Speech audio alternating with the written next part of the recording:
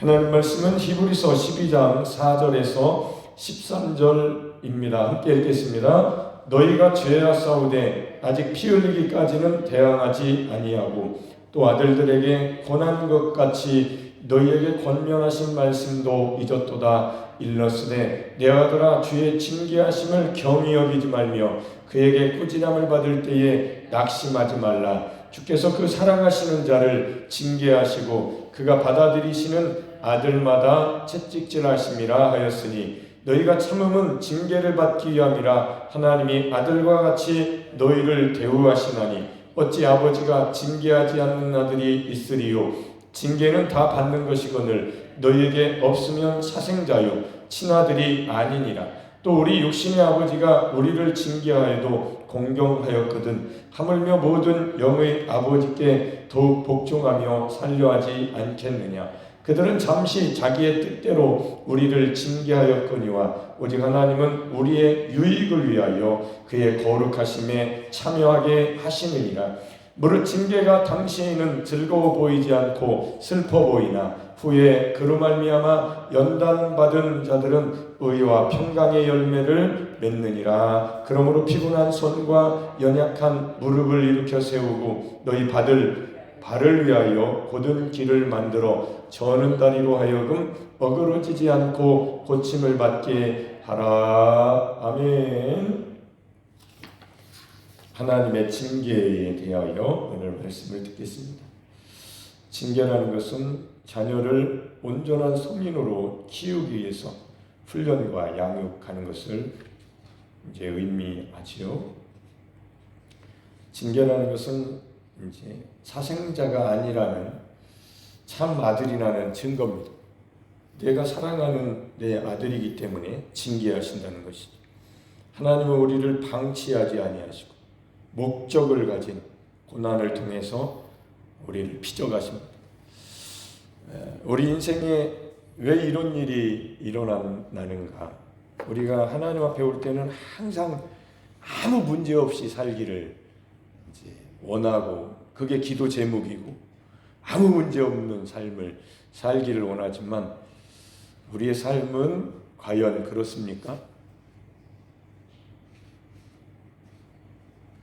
안 그렇죠? 세상은 그렇지 않습니다. 아무 문제가 없는 삶을 살려고 해도 그런 곳이 또 아니고 또 나 자신도 그러한 능력이 있는 것도 아니고 전능하신 전지하신 거룩하신 영원한 생명을 가지신 하나님이 아니기 때문에 우리는 그런 삶을 살고 싶어도 살 수가 없습니다. 이 땅에서는 그런 삶이 불가능하죠. 그런 불가능한 사람 속에 전능하신 하나님이 징계하시면서 하나님의 거룩하심에 참여하도록 육신의 아버지는 자기의 뜻대로 징계했지만 하나님은 우리의 유익을 위해서 징계를 하신다. 이 세상에서 살아가면서 매일매일 느끼고 생각하는 것 중에 하나가 왜 이렇게 인생이 삶은 왜 이러냐? 그리스도인이 되어서도 왜 이러냐? 이런 문제를 끊임없이 가지고 이렇게 질문하고 그것을 해결받기 위해서 구하고 하는 것이 우리 신앙생활인데 하나님은 왜 우리를 이 땅에 그냥 남겨놓으셨을까? 아직 안 데려가시고 가면 더 좋을 것 같지요? 가면 더 좋을 것 같은데 왜 장막에 거하게 하셨을까? 고통스러운 장막, 이 육신의 한계, 이 물질이라는 이 흙에서 온 몸, 영화로운 몸으로 부활하기 전까지는 이 몸이 의로운 도구로 하나님께 드려져야 되는데 그렇게 살기 어려운 삶을 왜 살게 하셨을까? 징계의 최종 목적지는 상황의 개선 수준이 아니고 존재의 변화입니다. 오직 하나님은 우리의 유익을 위하여 그의 거룩하심에 참여하게 하시느니라. 거룩은 우리가 이룰 수 있는 우리의 어떤 능력치가 아니고 참여하는 겁니다. 거룩에 참여하는 것. 하나님이 우리를 거룩에 참여하게 하신 것.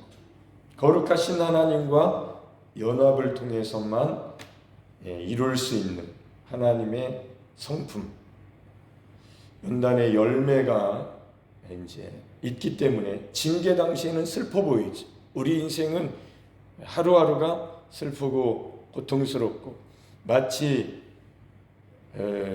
누구죠?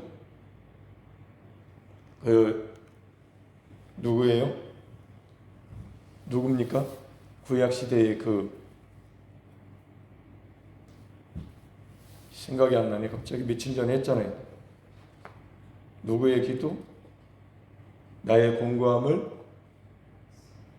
누구라고요? 야베스. 야베스가 그 상황에서 이스라엘 가나안 땅의 정복 시대인데 400년 가까이 완전히 정복하지 못한, 여호수아가 한 7년 정도 정복하고 끝나고 남은 땅들을 지파들에게 주었지만 그런 것을 정복하는 데에는 늘 가나안 땅에 남은 사람들하고 전쟁이 한 400년이 지속되는, 다윗 왕 때에 완전히 회복되는 역사가 일어나는데 우리의 삶도 마찬가지입니다. 완전히 이루어지지 않았다. 이 세상은 천국이 아직 아니기 때문에 나타나는 그런 삶 자체가 징계라고 생각이 됩니다. 하나님이 왜 그러면은 이 세상에 우리를 살게 하시는가? 그 과정을 통해서 나중에 하나님의 거룩하심에 참여하게 하시려고 의와 평강의 열매가 맺게 하시는 이 성화의 과정. 사실 우리의 구원은 성화와 이렇게 물려 있습니다.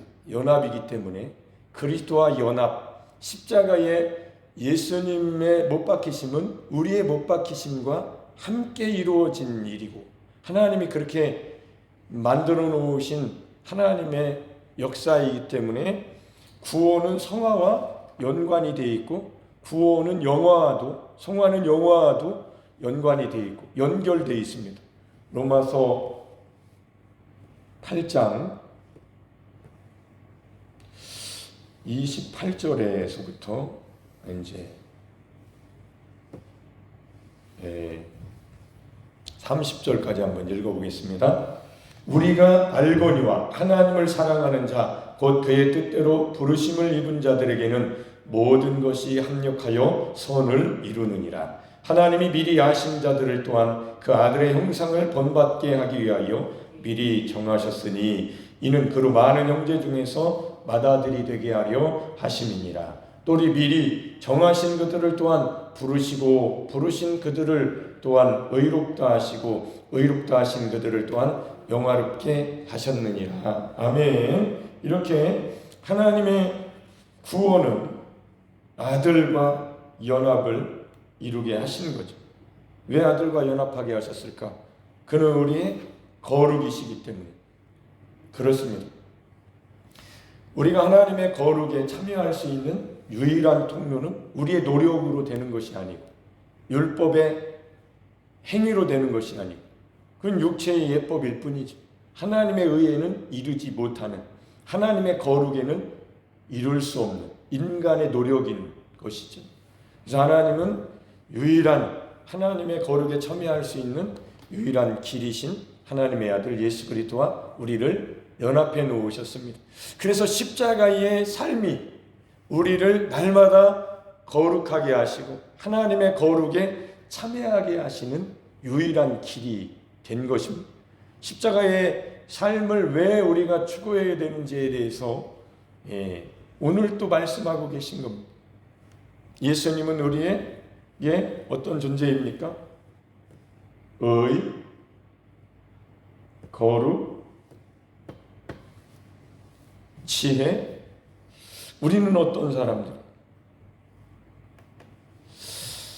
자, 고린도전서 1장 30절 함께 읽겠습니다. 너희는 하나님으로부터 나서 그리스도 예수 안에 있고, 예수는 하나님으로부터 나와서 우리에게 지혜와 의로움과 거룩함과 구원함이 되셨으니. 아멘. 이렇게 우리는 하나님으로부터 났습니다. 하나님이 우리를 새롭게 나게 하신 것. 어떻게 나게 하시느냐? 예수 그리스도와 연합하심으로 하나님이 접붙이실 능력을 가지고 계신 분이고, 하나님은 농부이시고 아들을 참 포도나무로 이 세상에 심으셨고 우리를 가지로 접붙여 주셨다. 우리를 부르셔서 하나님의 아들과 연합해 놓으신 우리 하나님의 역사는 이렇게 연합으로 하나님의 거룩에 참여할 수 있도록 유일한 길, 아들과 연합을 해 놓으신 그 예수 그리스도는 하나님으로부터 나와서 우리에게 지혜와 의로움과 거룩함과 구원함이 되셨습니다. 예수님은 우리의 거룩함이십니다. 예수님께 들어가면, 예수님과 연합이 되면 우리는 저절로 거룩한 존재가 되는 것이죠. 우리의 노력으로 될 수 없는 길을 하나님의 은혜로, 하나님의 선물로 우리에게 주신 것. 아들이 있는 자는 생명이 있고 영원한 생명이 있고, 아들을 가진 자는 생명이 있고, 아들이 없는 자는, 아들을 가지고 있지 않은 자는 영생이 없느니라. 그래서 예수님을 영접하라고, 그렇게 예수님을 증거하는 거야. 예수님을 받아들이라. 그러면 많은 사람들이 예수님이 어디 계시니? 예수님을 본 적이 없다. 그러니까 오순절에 성령이 임하신 것처럼 우리가 여러분이 복음을 전할 때 예수님을 믿으세요 할 때 성령님이 역사하시고, 천사가 돕는 역사가 일어날 때 우리는 구원받은 겁니다. 많은 사람들이 구원받기도 하고 많은 사람들이 구원을 잃어버리기도 하는데, 이거에 대해서 신학은 하나님의 전적인 은혜라, 또 한쪽에서는 너가 인격적으로 하나님을 받아들였기 때문에 신인 협동. 그래서 신학은 구원론에 대한 신학도 여러 가지입니다. 하나님이 전적으로 구원받으셔서 구원, 전적인 은혜다, 절대적인 은혜다. 그러므로 하나님이 여러분을 그렇게 구원하신 겁니다. 그것도 맞는 말씀이시고, 여러분이 하나님을 받아들인 거죠. 하나님의 말씀을 받아들인 거, 그것도 맞는 말씀이고. 그래서 성경적인 신학 구원론은 신인 협동설, 하나님이 역사하셨고 인간인 내가 그것을 받아들였다. 아무리 예수 믿으라고, 예수님이 당신을 위해서 십자가에서 피 흘리셨다, 당신의 구원을 하나님이 다 이루어 놓으셨다고 받아들이기만 하면 된다고, 믿는다고, 믿음을 가지라고, 믿기만 하면 구원받는다고. 호호호호, 당신이나 믿으세요. 호호호호, 호호할 때가 아닌데 당신이나 믿으세요, 자네나 믿게, 이렇게 아주 여유 있게 그렇게 살고 있는데, 영혼의 때를 맞이할 때는 하나님의 법이, 하나님의 말씀이 변함없이 심판의 말씀이 될 겁니다. 그러니 우리가 구원받은 것이 하나님의 절대적인 은혜이요, 우리가 이렇게 열심을 내서 하나님의 뜻대로 살기 위해서 말씀을 듣는 것도, 나의 열심도 하나님의 은혜요. 다 하나님의 은혜이고, 하나님이 만든 세상에서 하나님의 놀라우신 은혜를 우리가 받고 있는, 그러니까 창조부터 창조주 하나님이, 창세전에 계신 하나님, 그때로 올라갈 수밖에 없는 거지. 세례, 침례, 사도 요한이 이렇게 하나님의 세계를, 영적 세계를 본 것처럼 사도 바울이 3층 선을 보고 와서, 아니다, 십자가에 예수님과 함께 못 박히지 않는 사람들은 천국에 갈 수가 없으니까 그것을 얘기하는 것이 아니고 십자가에 예수님을 얘기하는 이 놀라운 이 복음, 두 복음이 신학의 가장 중요한 두 라인이 요한의 라인과 바울의 라인, 하나님이 그렇게 알려주신 겁니다. 요한에게도 알려주시고 사도 바울에게도 알려주셔서 이 신학의 가장 큰 두 라인이 합치면 하나인 거예요. 하나님이 그렇게 하신 일이라고. 그래서 이렇게 하나님이 우리를, 여러분을 하나님의 나라 천국의 상속자들로, 하나님의 아들들로 만드셔서 아들의 자격으로 징계를 주시는, 그러니까 이 징계가 하나님이 나에게 주신 이 징계를 통해서 내가 하나님을 붙들 수밖에 없고, 이 징계를 통해서 이 고난이 유익되게 하기 위해서 나에게 주신 고난이라고 받아들이지 만약에 않는다면 고통스러운 것밖에 더 있겠어요. 야베스가 고통스럽다, 죽었더라, 이것밖에 안 되잖아요. 그러나 아니잖아요. 야베스가 하나님 아버지 나에게 복을 주시려거든 나에게 복에 복을 더하셔서 내 지경이 넓어지게 하시고 내 근심이 떠나게 하시옵소서. 그러니까 하나님이 그 야베스의 기도를 들으시고 그대로 이루어 주셨다고 짧게 기록되어 있지만 야베스의 인생은 복으로 바뀐 거죠. 하나님이 계시다. 나의 상황과 환경과 나라의 상황은 이런 피비린내 나는 상황이지만 하나님은 나의 하나님, 하나님은 나와 함께 하시고 하나님은 나를 도와주시고 하나님은 나의 울부짖음을 들으시고 응답하신다, 함께 하신다. 임마누엘. 만약에 이게 없다면, 이게 사라진다면 우리의 삶은 고통. 지옥은 아직 아니지만 지옥과 같은 것이지요. 누구나 똑같아요. 그걸 벗어나고 싶어서 발버둥 치고 공부하고 연습하고 훈련하고 월계관을 쓰고 올림픽에 금메달을 따가지고 2등도 값진 것인데 세계 2등인데 2등은 와가 별로 안 나오고 1등은 김길리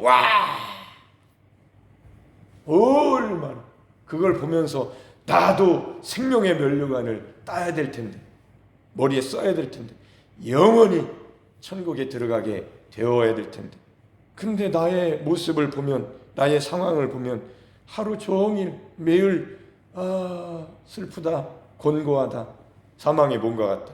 그래서 하나님은 예수님과 연합해 놓으신 이 복음이 우리의 기쁨이요 하나님 나라요 성령 안에 있는 의와 평강과 실학이니 먹는 것과 마시는 것이 아니라는 거예요.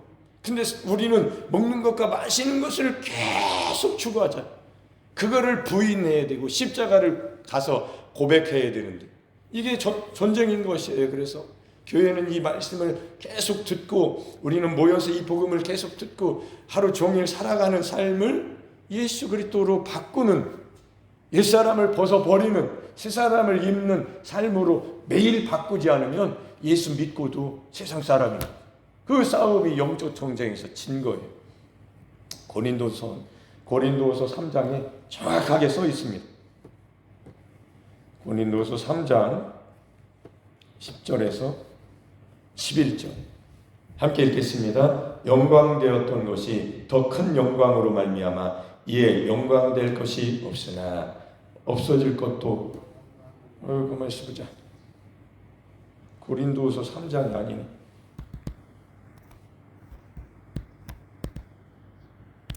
자, 고린도서 4장 10절에서 11절입니다. 함께 읽겠습니다. 우리가 항상 예수의 죽음을 몸에 짊어짐은 예수의 생명이 또한 우리 몸에 나타나게 하려 함이라. 우리 살아있는 자가 항상 예수를 위하여 죽음에 넘겨짐은 예수의 생명이 또한 우리 죽을 육체에 나타나게 하려 함이라. 아멘. 여기가 사도 바울이 고린도서를 쓰면서 정확하게 로마서 7장에 기록된 말씀과 완전히 병행구절이죠. 답이죠. 답.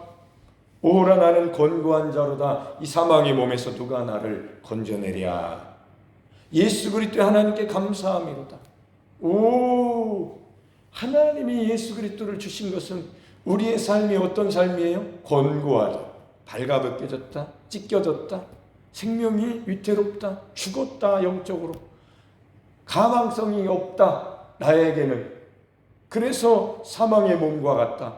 마치 로마 시대의 살인자에게 내려졌던 형벌처럼 죽은 시체를 사한 사람에게 등허리에다가 묶어가지고 매는 거죠. 꽉 매놓고 머리는 머리, 손은 손, 팔은 팔, 등은 등 이렇게 산 사람한테 죽은 시체를 맨 것처럼 사망의 몸과 같다고 그렇게 표현한 거예요. 근데 우리가 십자가를 지면 어떤 일이 일어나요? 우리가 항상 예수의 죽음을 몸에 짊어지면 이 십자가잖아. 예수의 생명이 또한 우리 몸에 나타나게 하려 하며 우리가 십자가를 지면 권고함이 없어지는 이거는 세상이 말하는 이스라엘의 회복이 이때니까 이게 아니고 하나님의 나라가 이루어지는 거예요. 하나님의 나라는 먹는 거 입는 것이 아니고 성령 안에 있는 의와 평강과 희락이라. 의와 평강과 희락이 없어지면 세상인 거예요. 먹고 마시는 것이 나라가 되는 거예요. 이는 우리가 살아가는 삶의 영적인 것과 물질적인 세계를 살 수밖에 없는 우리에게 영적 전쟁인 거죠. 매일. 그러면 먹는 거 입는 거는 어떻게 하냐. 그 전쟁에서 그 기로에서 이쪽으로 기울어지면 좌로 가는 거고, 이쪽으로 기울어지면 하나님의 말씀을 붙들고 매일 일용할 양식을 주심에 감사하고, 하루 살면 된 거지. 하나님의 일용할 양식을 주셨으면 이렇게 믿음 생활을 철저하게 성경대로 말씀대로 영적 삶을 사는 것이고, 이게 십자가에서 갈린단 말이에요. 내 육신이 원하는 삶을 늘 생각하고 괴로워할 것이냐. 아니다. 성경 펴놔. 여기 펴놔. 성경대로 살자. 그래서 성경이 말씀이 힘이 되고 말씀이 능력이 되고, 내가 너희에게 이른 말이 영이요 생명이니, 하나님의 말씀이 나에게 영이요 생명이 되는, 나는 그렇게 살다가 이게 보세요. 징계와 같잖아. 하나님, 나도 평안하고 싶은데 평안한 사람이 어디 있어요? 세상에 한 사람도 없다니까요. 하나님의 나라가 임해야만 평강이 임하는, 세상이 줄 수 없는 평강, 하나님만이 주시는, 이게 우리의 인생입니다. 인생이 그래서 희노애락이고 생로병사고, 젊었을 때 깨닫지 못한 것을 나이가 돼서 백발이 돼서 깨닫는 거예요. 이게 굉장히 중요한 부분이에요. 그래서 저는 다리로, 노년이 되면 더 힘을 내야 되는데 반대로 되고 있잖아요. 청년의 때 열심을 냈던 사람도 이제 안 모이죠. 안 오잖아요. 몸이 허락을 안 하니까. 그래서 의로운 도구로 드리는 거예요. 매일 그런 영적인 싸움인 거예요. 그래서 마지막 때에, 노년의 인생의 후반기에 들어선 우리는 3단계잖아요. 모세의 3단계 80에서 120, 그 단계로 우리가 들어가고 있잖아요. 그 단계에서 하나님의 은혜가 매일 있어요. 그래서 더 철저하게 다른 것이 안 보여. 이제 젊은 날에는 다른 것이 많이 보였는데 이제 예수님만 보이는, 금식 기도하는 것처럼, 매일 골방 기도하는 것처럼 그냥 그 길만 왔다 갔다, 난 예수님과 함께 걸어가는, 좁은 길을 걸어가는, 매일 그 길만 가는. 근데 그게 가장 생명의 길이고 진리의 길이고, 그게 부활의 길입니다. 우리가 항상, 여기 왜 항상이라는 말을 썼을까? 예수의 죽음을 몸에 짊어진다. 그러면 예수님의 생명이, 그러니까 하나님의 거룩에 참여하게 되는 거예요. 완전 다른 삶이죠. 우리 몸에 나타나게 하려 함이라. 우리 살아있는 자, 우리 살아있는데 항상 예수를 위하여 죽음에 넘겨진다. 이게 십자가 아닙니까? 십자가 없이 어떤 일이 일어나? 이게 자살입니까? 믿음이지. 그래서 믿음은 위대한 하나님의 선물인 거예요. 그러면 예수의 생명이 우리 죽을 육체, 이 죽어가는 육체에 예수의 생명이 나타나는 거예요. 계속 나타나는 거예요. 그래서 내 육을 벗는 그날까지 하나님을 찬양하면서 성령으로 말미암아 날마다 오순절이 일어나기 시작한다. 나는 그렇게 살아야 되는 인생이구나. 나는 이 길을 선택하고, 나는 이 길을 걸어갈 것이야. 날마다. 그 사람은 징계를 하나님의 뜻대로 받아들인 사람, 세상의 삶을 그리스도와 함께 걸어간. 그럼 나중에 어떤 일이 일어나요? 하나님의 아들이 받은 영광에 이르게 되는 거죠. 주님과 함께 고난도 함께 받는 것, 그 영광을 위하여. 근데 그 영광을 경험도 하게 하시죠. 매일 속에서. 이게 맞구나. 그래서 참 감사하다. 오늘 하루도 주님이 내 안에 계시다고, 나는 그리스도로 산다고, 나는 십자가에 예수님과 함께 못 박혀 죽어서 고린도후서 4장 10절에서 11절을 펴놓고 읽으면서 나는 이 삶이 나에게 딱 맞다고, 하나님이 나에게 주신 인생이라고, 그렇게 사시는 여러분 되시기를, 우리가 되시기를 예수님의 이름으로 축복합니다. 아멘.